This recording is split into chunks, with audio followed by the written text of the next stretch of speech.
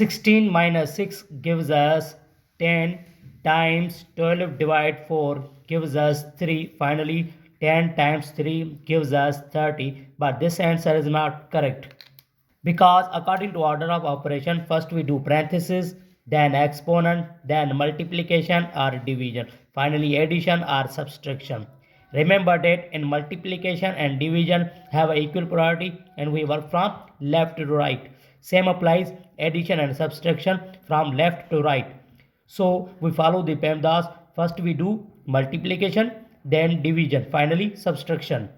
Here 16 minus 6 times 12 gives us 72. Divide 4. Now 16 minus 72 upon 4. Now we use table 4. Further we use table 4 1 and here is 1 8. So answer is 16 minus 18. 16 minus 18. Now this is a addition and this is a subtraction. So plus 16 minus 18 gives us minus 2. This is a right answer.